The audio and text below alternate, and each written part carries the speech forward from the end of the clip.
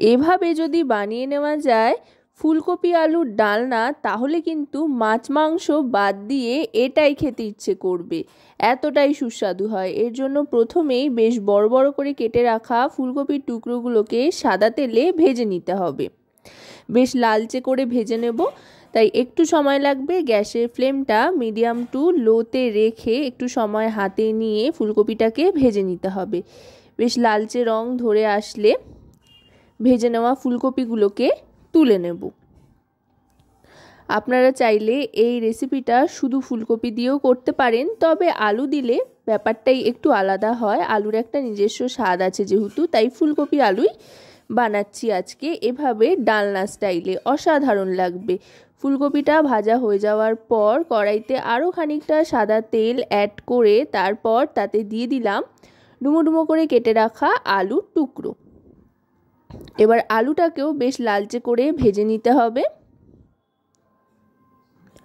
আলুটা লালচে রং ধরে এসছে, আলুগুলো ভাজা হয়ে গিয়েছে। এবার তুলে নেব। আলুগুলো তুলে নিচ্ছি। তুলে নেওয়ার পর গ্যাসের ফ্লেমটা কিন্তু একেবারেই লোতে করে দিতে হবে। এখন তেলটা প্রচণ্ড গরম রয়েছে, তাই যে কোনো কিছু ফোড়ন দিলেই সেটা কিন্তু ফাটবে আর ছিটকবে। তাই যারা রোজ রান্না করেন তাদের তো আলাদা করে কিছু বলার নেই, তবে যারা নতুন নতুন রান্না করছেন তাদের জন্য বলবো গ্যাসের ফ্লেমটা একেবারে লোতে করে দিয়ে গোটা গরম মশলা আর সাদা জিরে ফোড়ন দিয়ে তারপর দিয়ে দেব স্লাইস করে কেটে রাখা পেঁয়াজ কুচি। পেঁয়াজ কুচিটা দিয়ে এবার গ্যাসের ফ্লেমটা মিডিয়ামে করে পেঁয়াজটাকে ভাজতে থাকতে হবে। পেঁয়াজের সুন্দর একটা বাদামি রং আসা পর্যন্ত কিন্তু পেঁয়াজটাকে ভাজতে থাকতে হবে। দেখুন পেঁয়াজটা কিন্তু আস্তে আস্তে নরম হতে আরম্ভ করেছে। এবার দিয়ে দিচ্ছি আদা আর রসুনের কিমা। এখানে 1/2 ইঞ্চি পরিমাণে আদা গ্রেট করে নিয়েছি আর 5 থেকে 7টা রসুনের কোয়া গ্রেট করে নিয়েছি, দুটোই দিয়ে দিলাম। এবার আদা রসুন পেঁয়াজ ভাজতে ভাজতে এর মধ্যে দিয়ে দিচ্ছি রাফলি কেটে রাখা টমেটোর টুকরো। এখানে বড় সাইজের একটা টমেটো রাফলি কেটে নিয়েছি। টমেটোটা দেওয়ার পরই দিয়ে দিতে হবে নুন, এতে করে টমেটোটা তাড়াতাড়ি গলে যাবে। নুনটা দিয়ে ভালো করে মশলাটা কষিয়ে নিলাম। দেখুন টমেটোটা কিন্তু গলতে আরম্ভ করেছে।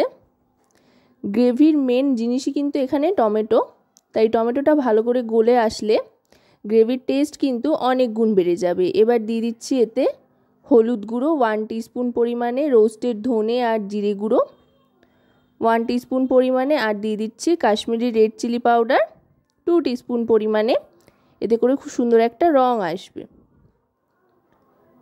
এবার দিয়ে দিচ্ছি কুচনো কাঁচা লঙ্কা। আপনারা চাইলে কিন্তু চেরা কাঁচা লঙ্কা বা কাঁচা লঙ্কা বাটাও ব্যবহার করতে পারেন, আবার এভাবে কাঁচা লঙ্কা কুচিও দিতে পারেন।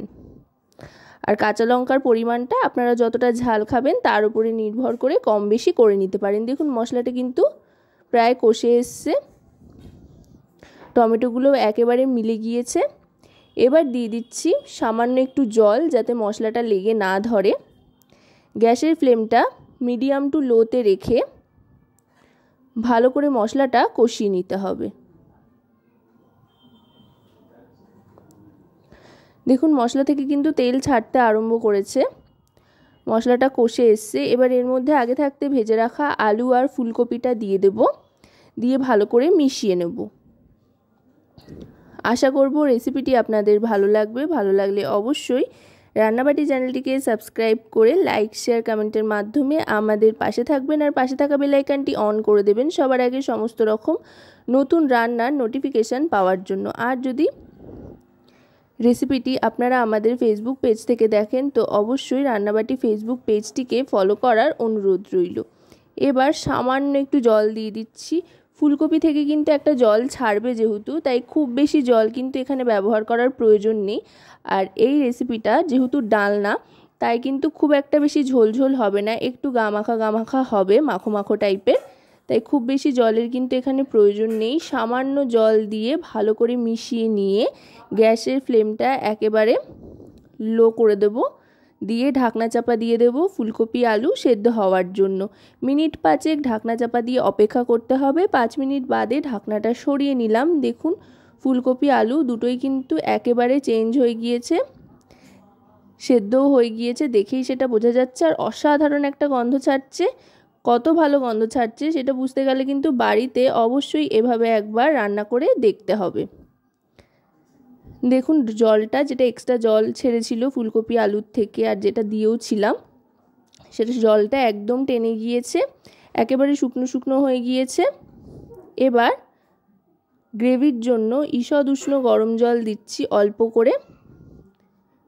ঈষৎ উষ্ণ গরম জল দিয়ে গ্যাসের ফ্লেমটা মিডিয়াম টু হাইতে করে ভালো করে ফুটিয়ে নেব, যাতে কোনো রকমের পানসে ভাব না থাকে।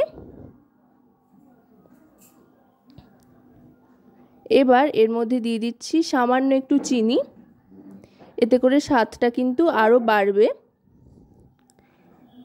খুবই কম পরিমাণে, তবে চিনিটা অবশ্যই ব্যবহার করবেন, তাতে দেখবেন দারুণ লাগছে। আর দিয়ে দিচ্ছি শাহি গরম মশলার গুঁড়ো 1/2 টিস্পুন পরিমাণে, আর দিয়ে দিচ্ছি বেশ খানিকটা পরিমাণে ধনেপাতা কুচি। সব শেষে গরম মশলার গুঁড়ো আর ধনেপাতা কুচি দিলে কিন্তু অপূর্ব একটা গন্ধ ছাড়ে। ধনেপাতা কুচি দিয়ে ভালো করে মিশিয়ে নিচ্ছি। ভালো করে মিশিয়ে নেওয়ার পর গ্যাসের ফ্লেমটা এবার একেবারে লোতে করে দেব। লোতে করে দিয়ে 1 মিনিট মতো ফুটিয়ে নিয়ে তারপরে সার্ভ করে দেব খাওয়ার জন্য।